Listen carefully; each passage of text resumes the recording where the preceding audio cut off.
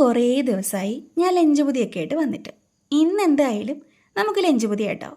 അരി വാർത്തിട്ടിട്ടുണ്ട്. ഈ ഇരിക്കുന്നതാണ് എൻ്റെ പ്രിയപ്പെട്ട മല്ലിമുളക് ചമ്മന്തി.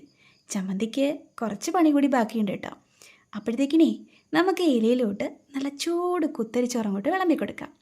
ചോറ് വിളമ്പിയതിന് ശേഷം നമ്മുടെ ചമ്മന്തിയിലോട്ട് ഒരു ഇമ്മിണി വെളിച്ചെണ്ണ ഒഴിച്ചു കൊടുക്കാം.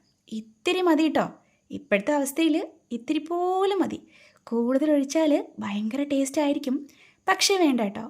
എന്നിട്ടേ ഈ ചമ്മന്തിയിൽ നിന്ന് ഒരിത്തിരി ഉരുട്ടിയെടുത്ത് ചോറിന് മുകളിലോട്ട് വയ്ക്കാം.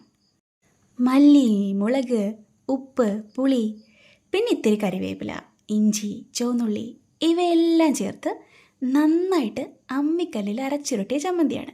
ഇതിൻ്റെ ക്രെഡിറ്റ് എൻ്റെ മാതാശ്രീക്കാണ് കേട്ടോ. പിന്നെ ഒരിത്തിരി പയറ് മെഴുക്കുരുട്ടിയും പിന്നെ ഒരു ഉണക്കമത്തി പൊരിച്ചതും ഉണ്ടായിരുന്നു.